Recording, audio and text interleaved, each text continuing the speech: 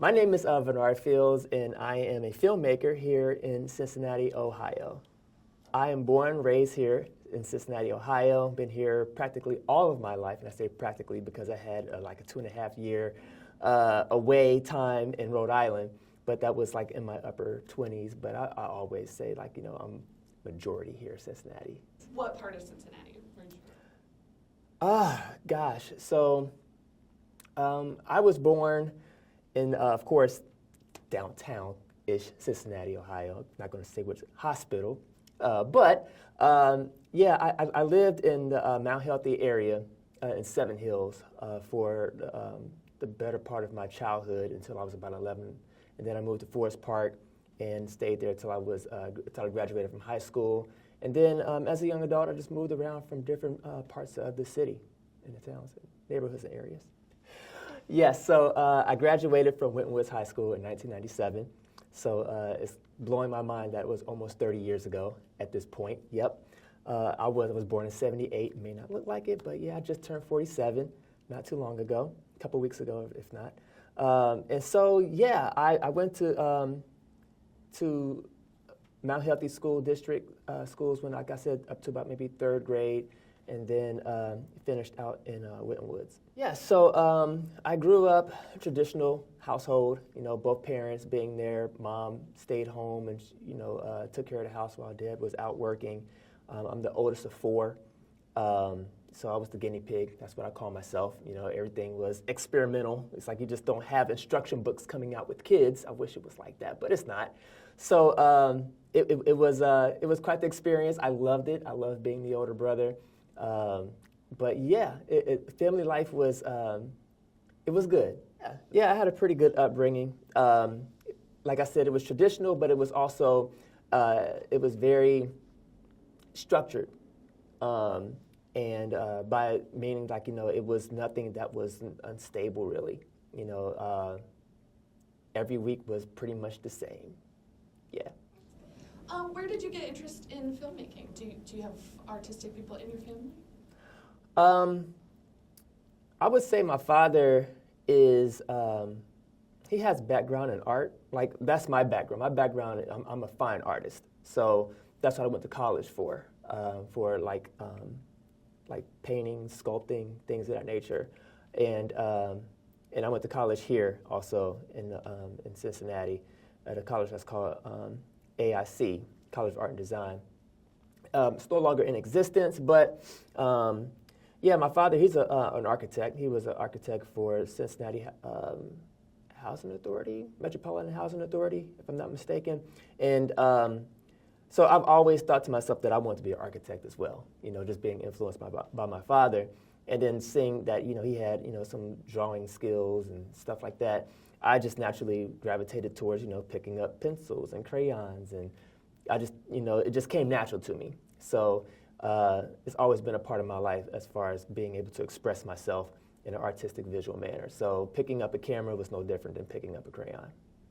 I originally wanted to be a comic book artist, drawing superheroes and things of that nature, right? So yeah, my love for that pushed me into going to this college and expanding my my skills and my talents. But then I was introduced to graphic design my second year, and I kind of took over that love for doing comic book arts. I was like really into doing like graphic posters and just all types of stuff, like being able to create, I would say a little quicker, but it was just a different medium. You know, it's like it's all the same. It's like a form of expression for me. And the path just seemed a little bit more plausible to take as far as it being like making a living off of. And so I, you know, graduated in '99 and started working for an organization as like their head designer. Did that for a number of years, and then moved to Rhode Island, like I mentioned before. And there I picked up web design, web development. So that was another form of expression. So it was pretty easy for me to kind of sidestep into that career, and did that for about 2.5 years. I still do web development still to this day, but Yeah, it's just, I kind of look at myself like a snowball, like a snowflake. It's just kind of just rolling down the hill and just kind of picking up everything that I just that comes into my path. Yeah, it seems like, I guess, based on the math, like you were really hitting that right as it was becoming like an industry trend, web design and graphic design. I feel like that really started in like the early aughts. And do you feel like that's true? Yeah. I always say and joke that I graduated a dinosaur because I graduated in '99, and that was during a turning point in software and technology. The internet was still a baby, even though back then it was like, oh my gosh, this is, it's awesome and everything. But I mean, it was really still in its infant stage, and so the things that they taught me in college, it was immediately irrelevant because you had like shockwave that came around, flash, shockwave, and I was seeing things that weren't taught in college, and so I always say like, dang, I graduated at the wrong time. If I had went to college a little bit later, then the things that I would have learned would have been a little bit more relevant. But thank God for technology and YouTube. I always say, I go to YouTube University and I would never graduate. And so I learned a lot from there, being able to see tutorials, pick up little things here and there, and again, having access to software, I was able to kind of like teach myself. So I'm forever learning. Who and what are your influences as a filmmaker? What movies inspire you, directors, artists? Gosh, well, growing up in the 80s, I always say that was like for me, the best year or decade of like filmmaking. Classics like E.T., Gremlins, The Goonies. I mean, like all of those types of movies, even to this day, are just, it's just something about it. It's something special. And like my daughter, I sat down with her and just to kind of test out my theory, because I wasn't real sure. I was like, maybe it's just me. But we watched The Never Ending Story, and I turned it on, and she was like, I don't want to watch this. It was like the first maybe 5 minutes into the film, and after that, she was like hooked. And I was like, oh, I'm gonna just turn it off. She was like, no, don't turn it off. And I was like, yes. I was like, my era was pretty good. It was pretty cool, And so from there, we had watched some other films like Gremlins and whatever else that I could, think of from my childhood. But those movies heavily influenced me. And that's when I found myself kind of like mimicking certain scenes or, reciting certain quotes or whatever as a child. And one of my friends, childhood best friends, his family always stayed watching the movies. They always would get the VHS tapes and stuff. And so I would love going over his house because we would watch Indiana Jones and, I mean, just all of the classics and everything. And I think that was like, that just kind of helped further my love and fascination and passion for like films. It wasn't even like I had the mind, I want to do this one day, but I didn't see the path. I didn't know that it was something that I could do. So, yeah. That's such a great era of films, just period. I feel like so classic. I love like Back to the Future. Oh my gosh, yeah. Such good storytelling. The list goes on and on. I mean, I feel like that, during the 80s, they allowed people to experiment with films. It wasn't about IPs all the time. Everything right now is all about, it has to be based on a book. If I feel like that Hollywood is a little frightened to experiment and to take risk. Because everything is like, we want to make sure that it's a blockbuster. We got to put in, millions of dollars, tens of millions of dollars. And I get it. It's like that is a high risk, but it's a risk that you must take in order to be able to, create your own path. I think that, looking at that time, we can probably learn some lessons from those executives, the mindset that they had to be able to take risk and say, hey, there are more stories out there that we can try that the audience will actually love if you just give it a chance. Well, why do you think the 80s was so pivotal as a time for filmmaking? Why the different wave? That's a good question. Yeah, That's fine. That's fine. So I think what I think of that time, those directors like the Steven Spielbergs, the Martin Scorseses, Spike Lee, gosh, there's so many others that's just not coming to mind off top. But I see the films, and I think again, you just had these young minds. They were young, they were like in their 20s and stuff, and just to think that they were going out there as independent, really filmmakers, and just trying stuff like Jaws was independent, but that's a classic film, from '78, and I feel that they took those chances, they took those risks, and it paid off, and I wish that it was more of that. And it really is, there is more of that that's happening. I mean, I look at studios like A24, Blumhouse, and so many others that are off the beaten path that are taking these chances and risks, and I appreciate their films as well. So I can't say that it's not happening. I just wish that it was more in the spotlight, that it was more mainstream, I'll say that. Back then, it wasn't a lot of competition. This is just my theory. I think because there wasn't that much competition, you just kind of had to take what was given to you or what was presented to you. And I think because of that, you really had to be special to be able to get on a silver screen, and that was it, and to get on television. Other than that, you were not seen, you were not heard. I mean, like, that stuff was out of reach. So you had to be special. Today, it's just everybody is special. With this oversaturation of content and mainstream has shifted from being the silver screen and television to mainstream is your phone. You got that the shift in stardom and celebrity. Celebrity is now being replaced with influence or influencers. So it makes it even more special when you are able to cut through the noise and you're able to stand out and make the silver screen. But even then, it's like it's as I stated before, it's just flooded with IP because people, I believe, are intimidated, and they feel like I need a sure bet if I'm gonna put my money out there. And I think, I wish my voice was bigger to be able to kind of like talk to a room of executives and tell them, like, this is how you're supposed to do it. Like, go back to the '80s, like go back to the time in which the general public couldn't see a 2.5-minute trailer unless you went to the theaters. Like the general public got 30-second commercial-like trailers. And within that 30 seconds, it had to be potent enough to be able to grab your attention and make you want to go to the theaters to go see that movie. And before you watched your film, then you were getting hit with, a minute, 2.5-minute trailers for other films. And I feel like that cycle, it was healthy versus today, they're giving you a teaser trailer, then they're giving you the trailer, then they give you trailer 2, then they give you trailer 3, then they give you clip, then they give you clip 2, then clip 3, and then they give you BTS, and it's like they just kind of they take away, on top of showing you the whole movie before it even releases, they take away the need or the curiosity of, I want to go see that, because it's too much.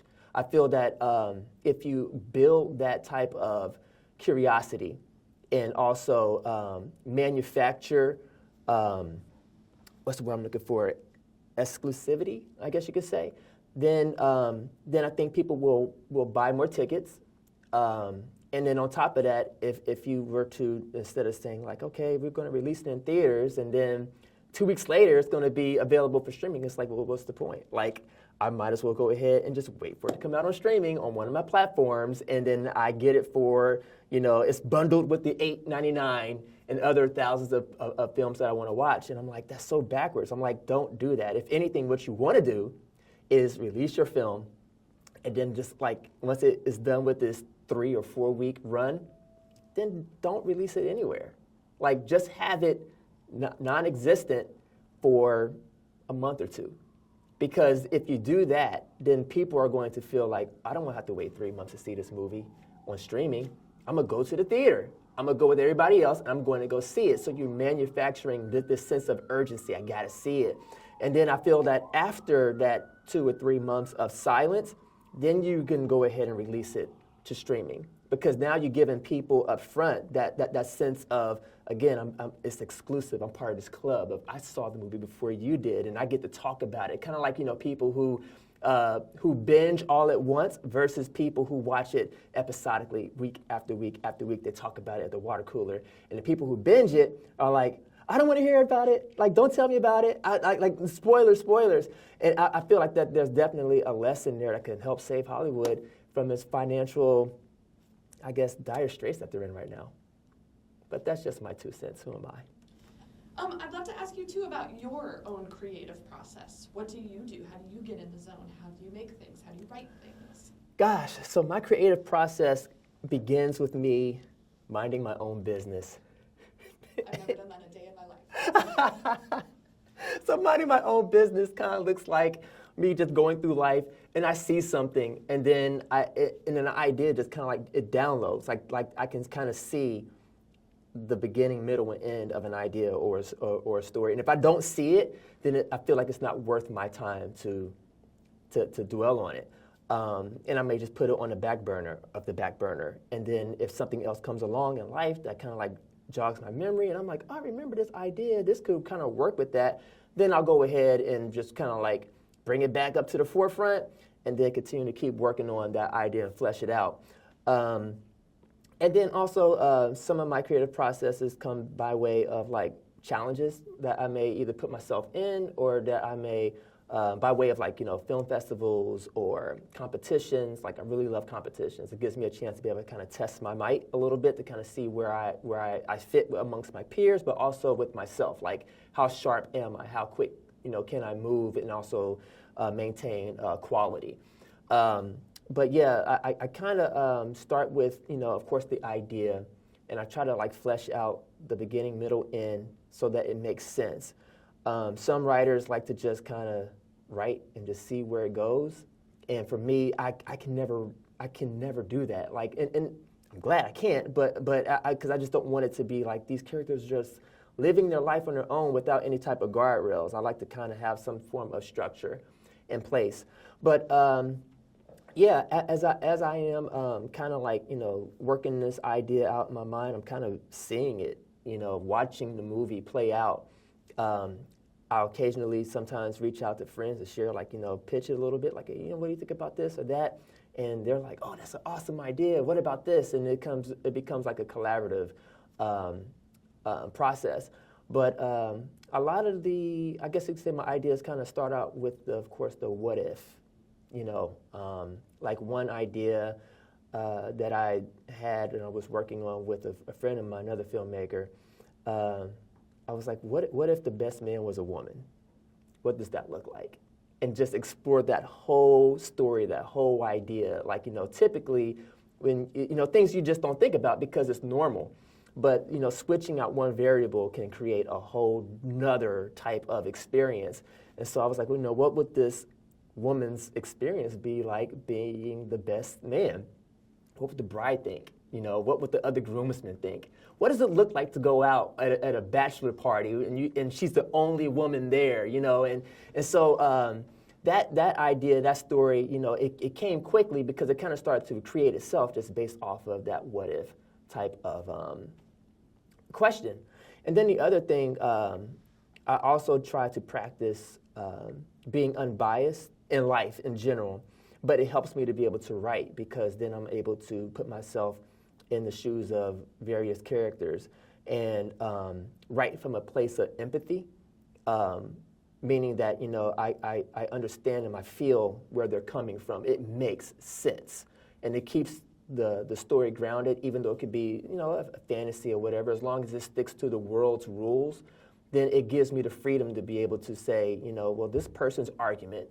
On both, their argument is this versus this person, this side's, argument, which I guess is the reason why I'm an independent person politically. I'm not right, I'm not left, I'm right there in the middle because I want to hear both sides. And I want to not just hear both sides, I want to really understand and be able to see their perspectives, through and through. And that helps me, again, to carry out that train of thought when writing out my characters because they have to feel alive, no matter what world they're in.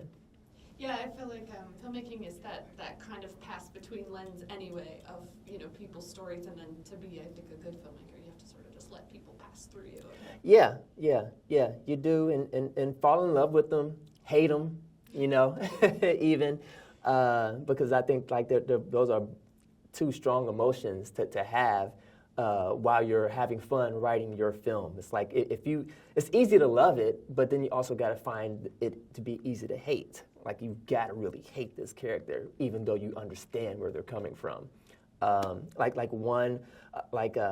think of like the tragic, they're not tragic heroes, but the anti-villains or like those villains that you're just like, dang, I get it. I know exactly why you moved. Like those are like, to me, like powerful characters, even stronger than your protagonists and your heroes, because if you write them correctly, you can also give them a really great character arc. You know, I think of people like Anakin.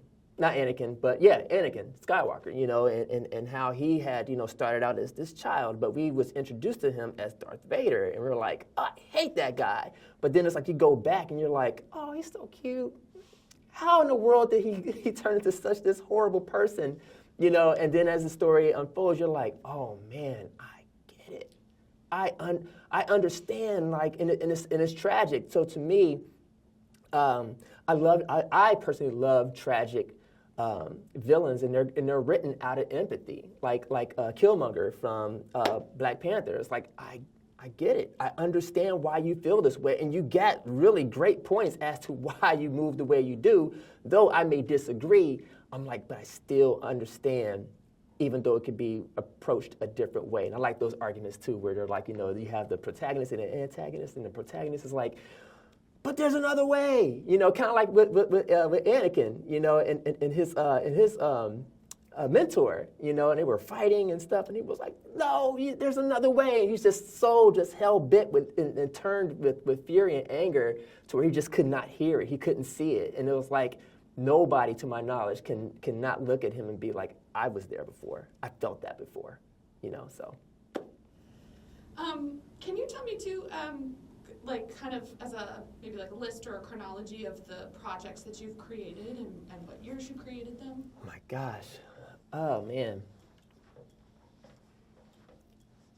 trying to think back to the first.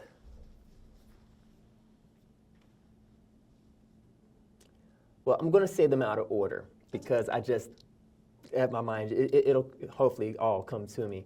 I'll probably say going backwards, I created a film in, I'm going to say 2022 that was called Jumper Guy, and that was part of a film competition, Fright Film competition. I won several awards for that. I think it was like Best Director, Best Screenplay, and Cinematographer, I believe, if I'm not mistaken.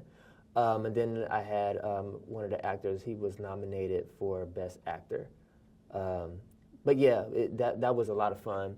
And then I did some passion projects, like one that's called Super Just Super. And that's one thing about me as well. I love double and triple entendres because I think those are just like fun to kind of like take a phrase or a word and flip it on its head, because that's one thing I love about writing as well, is to avert expectations. So you may think one thing, but then it's like there's a flip side to it, and it was like it was always there in front of you the whole time, but you just never paid attention to it. So there's like Easter eggs within my films, things that, you know, like if you watch it more than twice, you'll be like, oh my God, I didn't notice that before. So I love being tricked. When I'm watching a movie, like I have to feel that I was deceived. Because then if not, I feel like that, you know, it's a good movie, but like when I'm wowed, like, what was that movie called? I think it was called Primal Fear?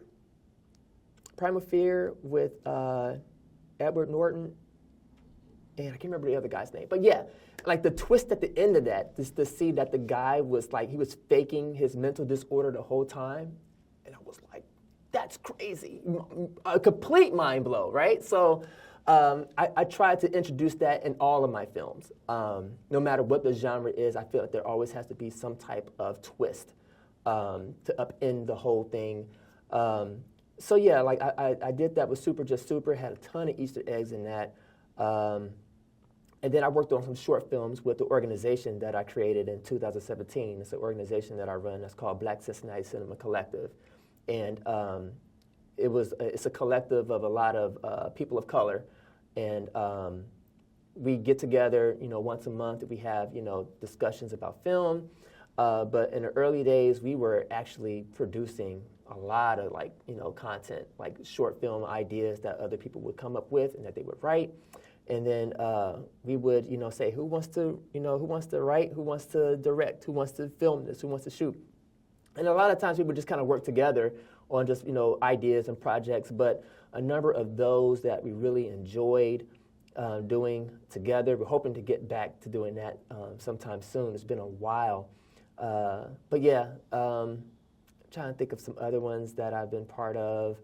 Oh, I had one that was called 7 Pieces, and that was part of another film competition. I can't remember how far back. That was maybe like 2000, summer of 19 maybe. Or yeah, I think so, or winter of 19. But yes, yeah, I love, creating and jumping on projects. I don't even have to lead. Like a lot of times that people know this of me, I tell people all the time, I'm like, it doesn't matter if I'm directing. I just want to be on set. Like I will pick up trash for you, because I just have that much love for my film community, because I understand how hard it is, to create something, and I don't want people to feel that I can't do it. Not me that I can't do it, but for them to feel like, man, like, gosh, I have nobody in my corner. It's like that sucks. You do have people in your corner. You just have to ask. Or I tell people, just ask me, like, if you need to borrow a light, if you need to borrow a C-stand, because I have like all this equipment.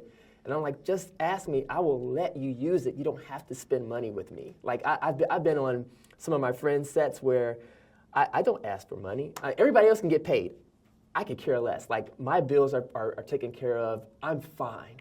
I want to see you win. I want to see you succeed. So, like, that's where my heart is at. You just touched on this a little bit, but would you like to talk about, like, any favorite accomplishments, favorite awards, favorite film festivals that you've been Gosh. part of? I would say my favorite film of everything that I have created and won awards for is Jumper Guy. And that's because the leading actress became my wife. Yeah, so her name is Vernard Fields, and we met in improv class. I was taking an improv class because I wanted to learn more of how to direct and what it's like to be in an actor's shoes.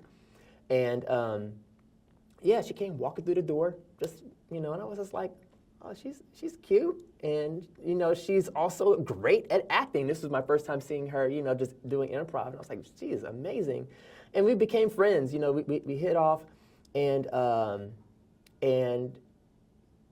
yeah, I was doing the Fright film, and I had her in mind because I told her, I was like, in some capacity, I want to work with you because you're really, really good, and so I casted her as a lead in my film. She did a great job. Of course, we won awards for it, and then it was like a year and a half later we got married, I believe, like a year and a half later. So yeah, and then even after that we had the film entered in other like competitions and award shows, and we didn't know it, but we were invited to an awards show and film festival. And at the end, they were like, yeah, we want to give a special award to Vernard Fields for Jumper Guy, and I was like, what? Like, I didn't even know this was like even a competition or anything that my film was even entered in.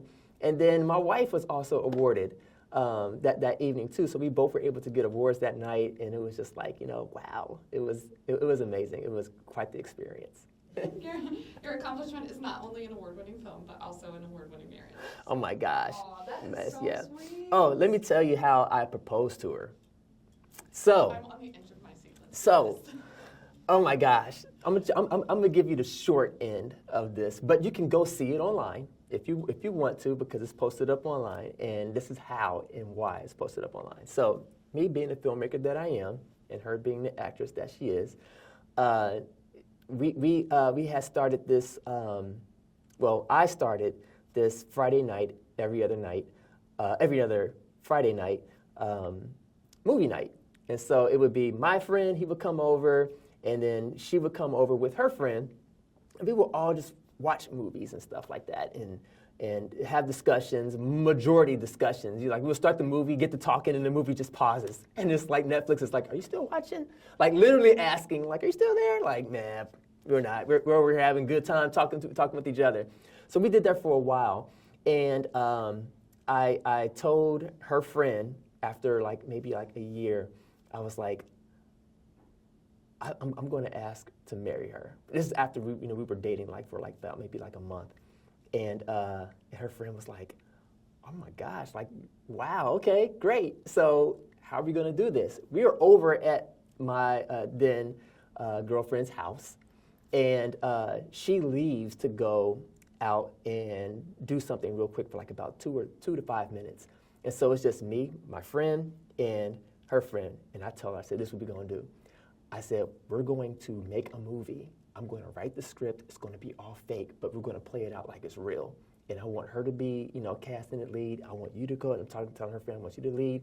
And my friend, he's also a filmmaker as well. And I was like, I want you to help me direct or whatever. And they were all in. Great. She comes in.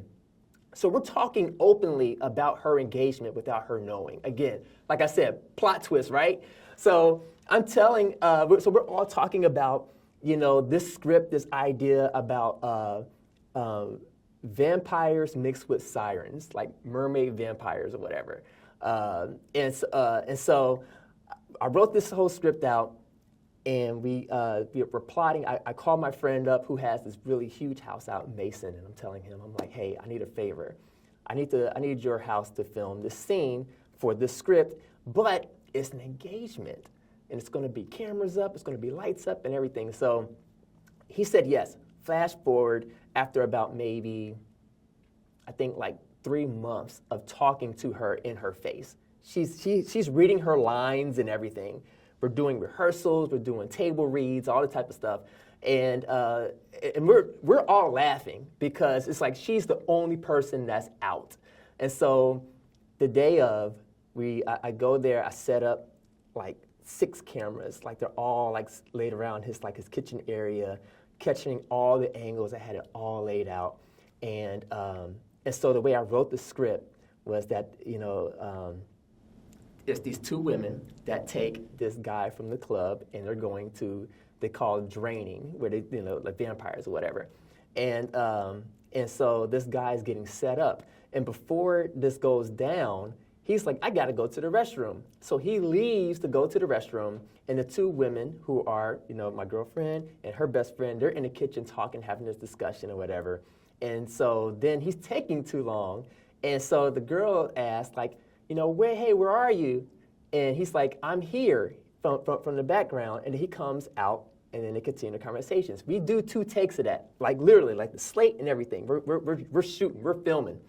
And so on the 3rd time, I told him, I said, hey, I gotta take this phone call. So I go into the garage, I change my whole outfit, and I put on like white pants, this whole white top, and I'm looking clean, right? And so she's also wearing like this whole white outfit as well, with red boots, red shoes and everything. She has no idea that this is all set up, of course, still. And so the guy, we do 3, and the guy, he leaves, he goes to the bathroom. And then the line comes up. She's like, where are you? And he's like, I'm here. And she's looking in the area, and instead of him coming out, I come out. And she's like, oh my God. So you can imagine in her mind, she's thinking about all the rehearsals, all of the, the planning that went behind it and everything. And you just gotta watch the video to see how the rest of it unfolds.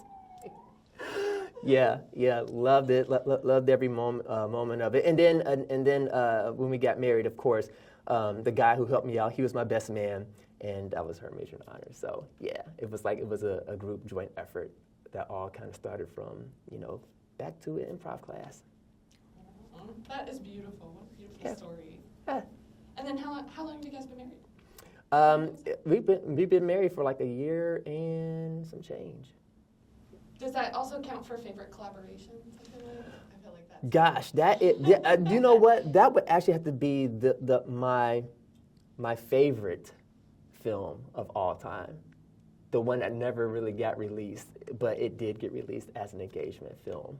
Oh. So yeah.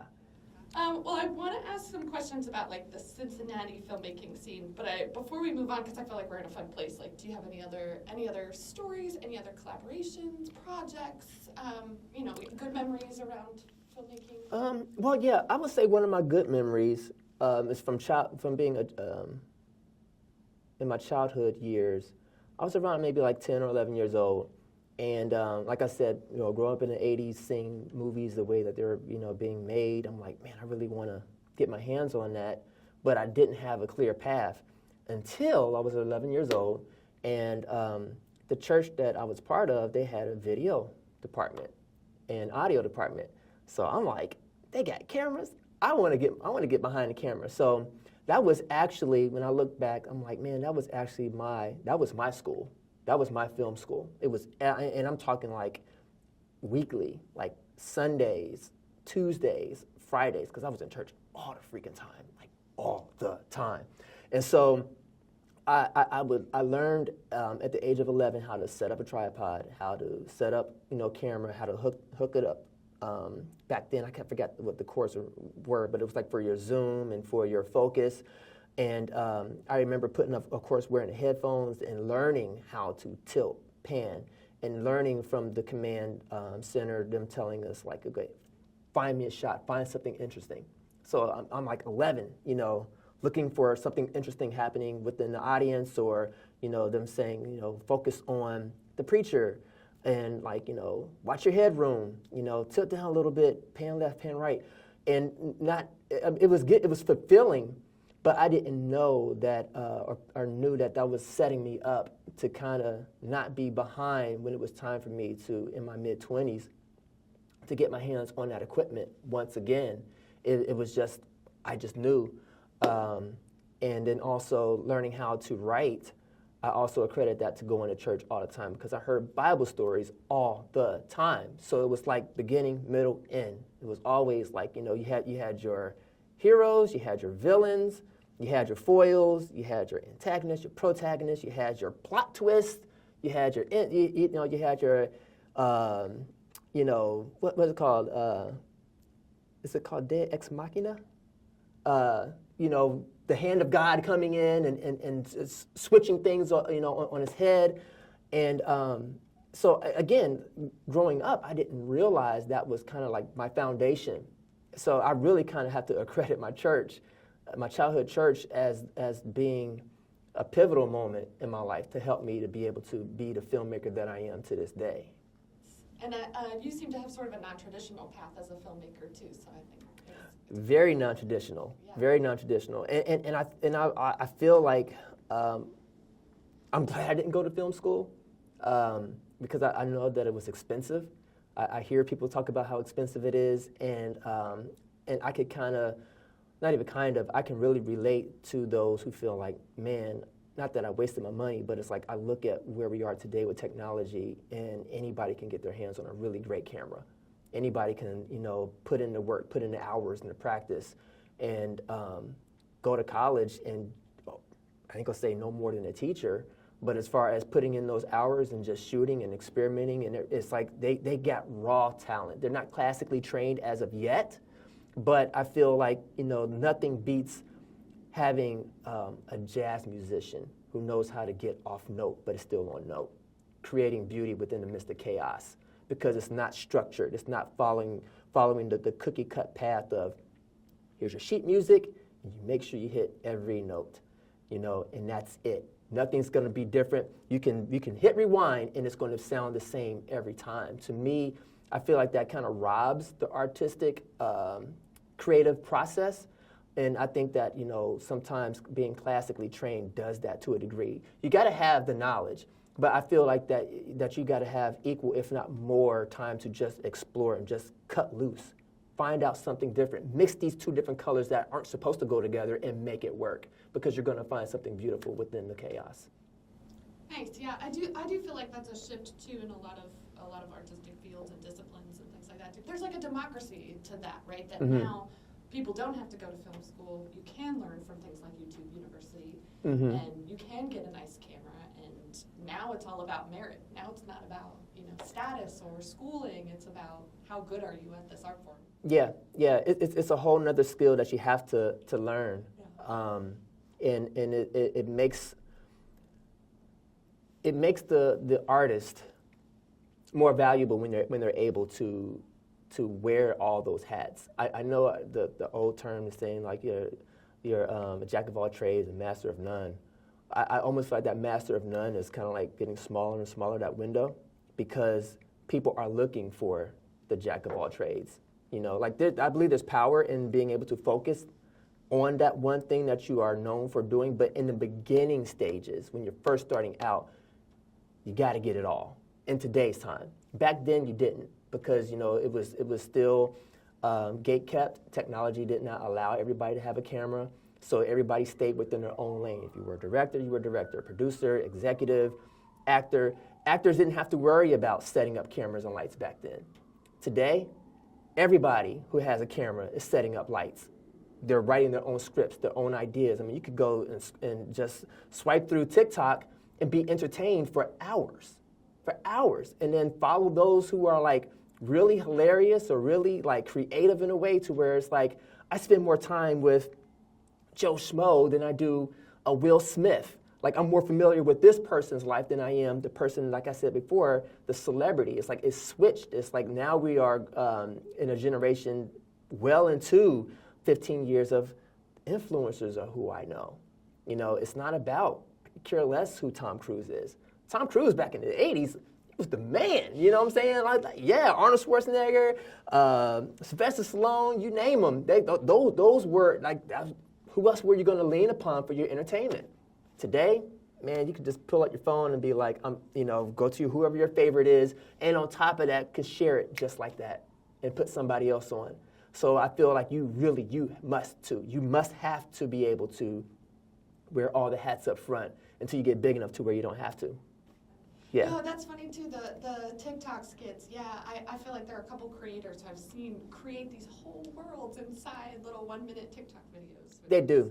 And Hollywood recognizes that. They realize that, which I've heard. It's Ethan Hawke and Uma Thurman's daughter just came out and was talking about that, saying like, it's crazy that Hollywood is looking for influencers, or they're looking for people who have star power, looking at their numbers, like how many followers do you have? Like that's the new currency. The new currency is, how many eyes are on you and how frequently are they on you? What are they saying about you? Which makes sense because those eyes are attached to wallets, and people want to get butts in seats. They want to get eyes on screens. So it's like it is, as it should. It has evolved. It has gotten to this point, where it's like everybody has an equal opportunity to entry, which is free. You don't have to pay to get on TikTok. You don't have to pay to get on YouTube, Facebook, any of these places where they're like, hey, I want to, you can, sure, go ahead, post your video up, because they realize, like, that there's advertisement, paid ads that's attached to it, so they're fine. But like us as creators, we have to realize that, there's a path through that as well. Like that's like, I ain't gonna say brand new, but it's like, it's still a babe, where if I want to break into Hollywood, let me go ahead and break these numbers on my Instagram real quick. And then I can use that to go get an agent.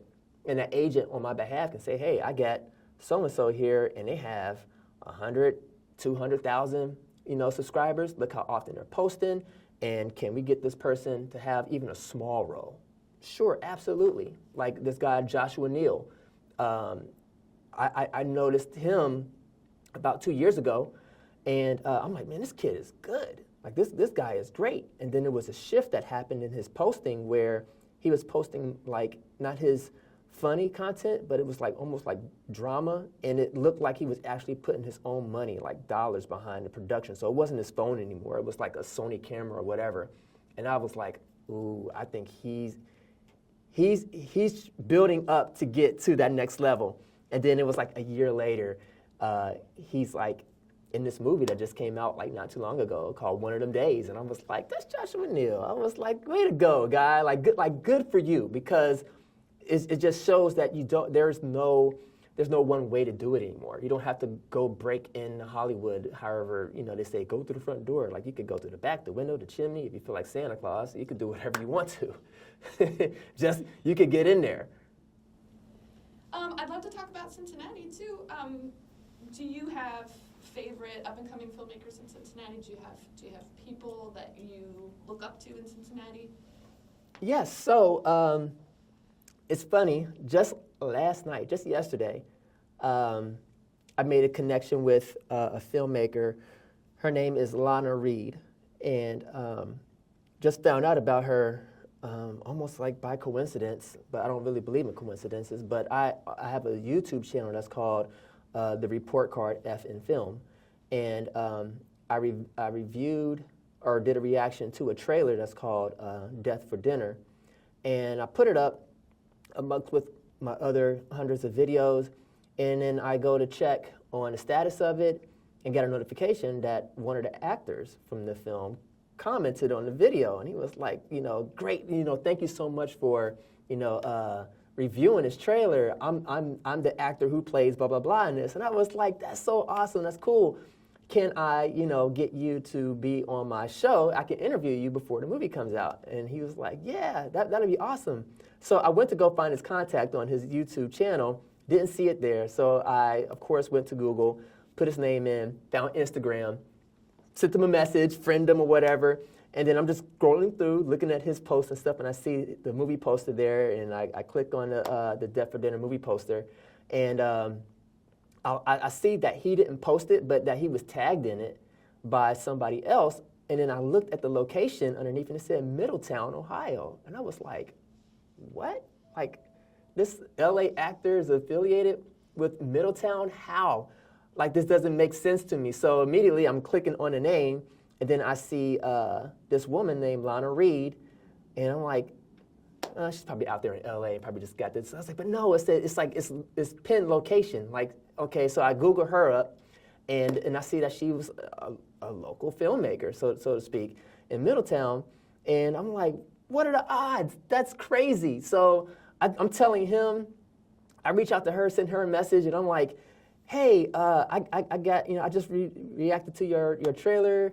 And I also friended Eric, and I'm trying to, at the same time, trying not to sound creepy, because in my mind I'm thinking like, this is going to sound so stalkerish, but if she goes back and look at the comments, she could tell that this did not happen because of me. It was because of one of her actors in her movie. But again, like, what are the odds of it being Middletown? And so I'm telling her this, and I'm looking at her film company, thinking to myself, I didn't know it was a film company, but I'm thinking to myself that maybe she was like hired on or something like that. But like, no, like, this was her film company, and it was like, it's based in Cincinnati. And then I looked at the zip code, and it's like 3 miles from my house. And I was like, yo, this is crazy. I can't tell her that it's 3 miles from my house because it's gonna sound super crazy. But I'm like, what are the odds of that happening? This all happened within the past 24 hours. And I'm like, that's just my freaking life, But I love it, like making those type of connections. Sometimes people may try to overlook Cincinnati. I don't know why. People try to be like, oh, Cincinnati is 20 years behind because what, Mark Twain said it? Whatever. Who is he? He's dead. But anyways, I'm like, yeah, like Cincinnati is a cool spot. And people try to say it's conservative. I'm like, it depends on who you hang with. It really does. Like you can find some pretty snazzy places in Cincinnati and really cool people if you go out and you seek these, you can find whoever you want here. I mean, just look at our terrain. It's filled with variety. We got cornfields, and you have these hills, and like, you name it, we pretty much have it, which is why Hollywood comes here and film all the time, because we just happen to have the backdrop that they need. But yeah, I think that's one of the strong points of Cincinnati. It's like, you just never know until you just reach out. And I think that's another reason why we're going to get Sundance. Whoop, whoop. Fingers crossed. I really do believe it's going to happen. I heard it's between Boulder and us at this point. This is what I'm hearing. Like there's people that's like rumblings around it. I know it's still saying top 3, but this is kind of like what I'm hearing under like backdoor type stuff, talk or whatever that hasn't gone public. But I'm just like, okay, like we're the top 2 now. Okay, I think that's good. But yeah, I think that Cincinnati has a lot of promise. It's a hidden gem. I still believe that it's a blank slate, that is blank enough that anybody can make it. Like it burns me up to hear some people say, I gotta leave Cincinnati. I gotta go to Hollywood. I gotta go to Chicago. I gotta go to New York or Atlanta. And I'm just like, why? Like, why would you go to a more saturated place when in reality, it's like if you can make it here, you can make it anywhere. Because as hard as you said that it is, I'm like, you got people here that are making it. And you got people like, the woman that I just came in contact with last night, Lana. I didn't know anything about her, but she's been doing this for years. And I'm like, I wonder just how many other people are out there. And I floated the idea to a woman, her name is Allison West. Yes, my good friend, my dear friend. I call her my sister. I love her. My wife loves her. But yes, with Independent, and she's partnered up with me with Black Cincinnati Cinema Collective, so with Out Reels and then also Women in Film.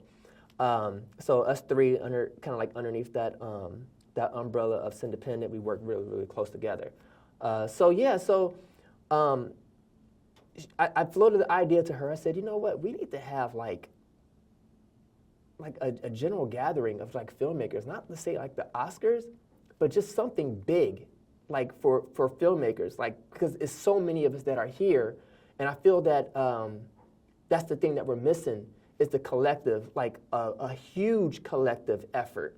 Because I see what's happening with Independent, and it's you only just having 3 organizations work together, and we're making great things happen. There's a lot of great conversation, a lot of positive movement happening, and that's all what Hollywood is. It's a lot of connected people, like how they say. It's about who you know.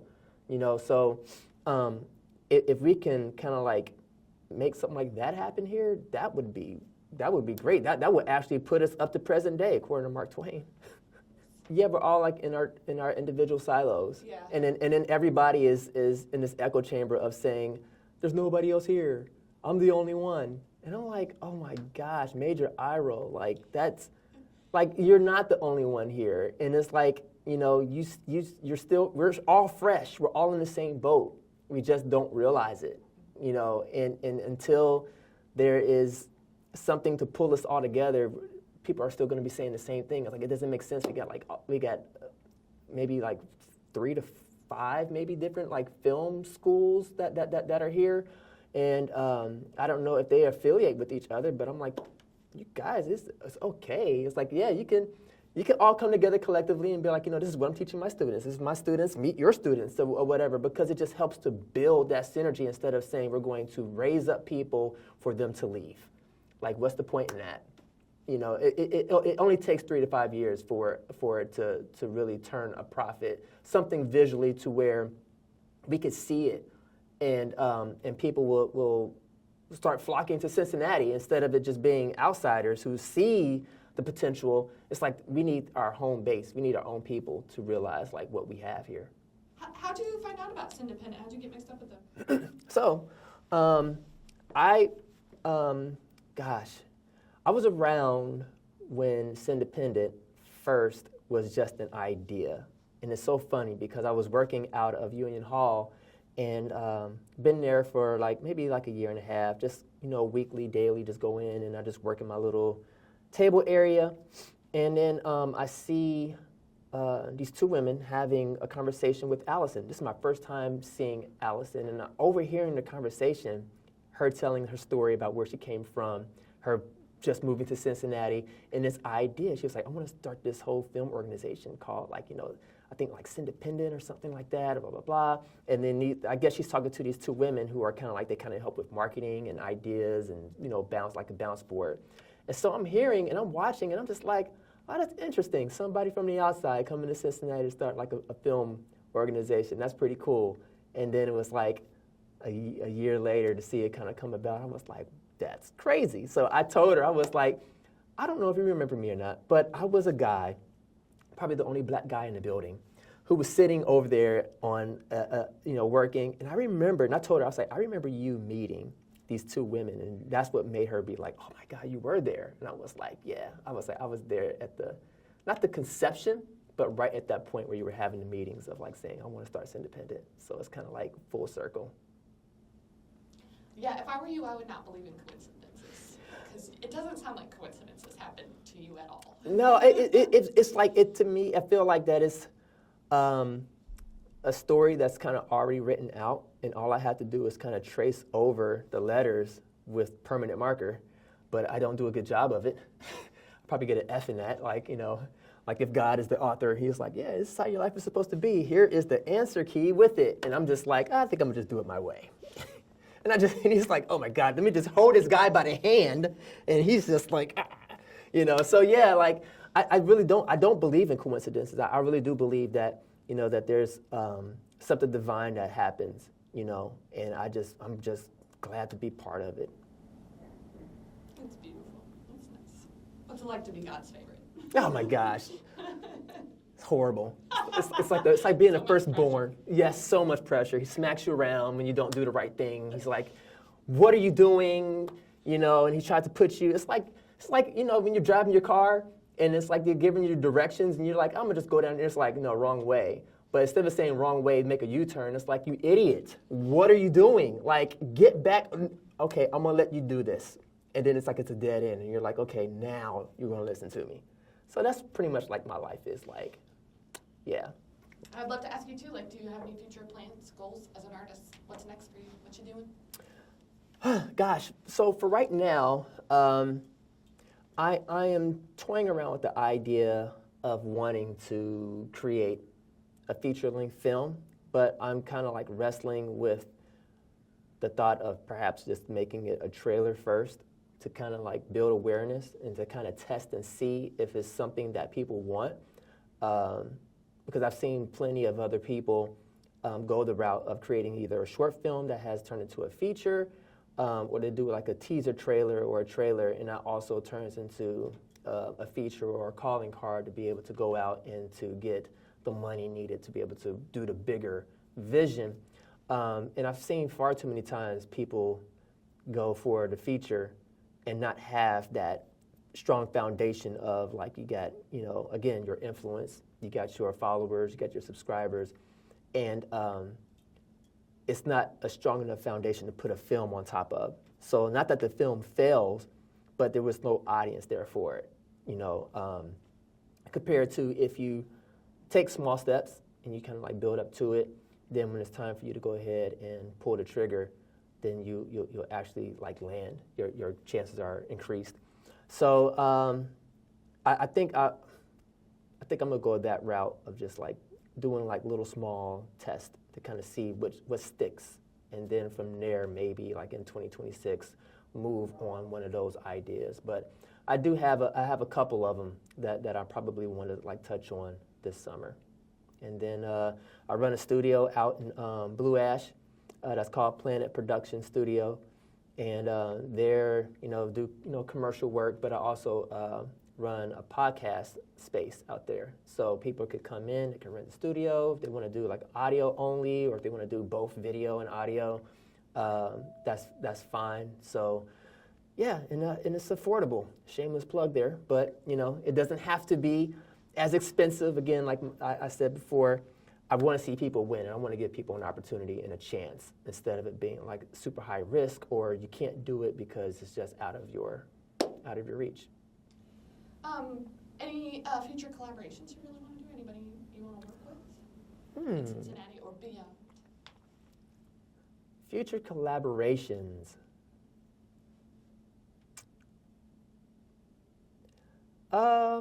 If I were to work with one person, I would say I would love to work with Jordan Peele.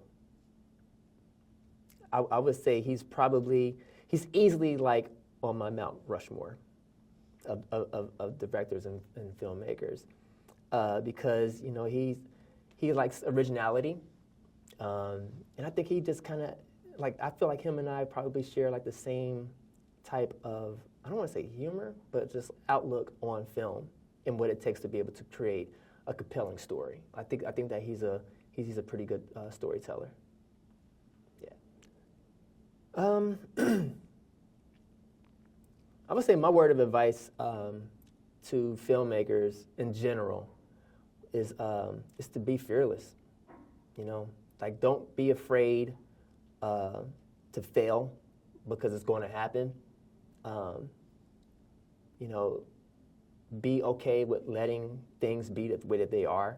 Strive to, you know, to always be better the next time. Always have the outlook of that there is going to always be a next time.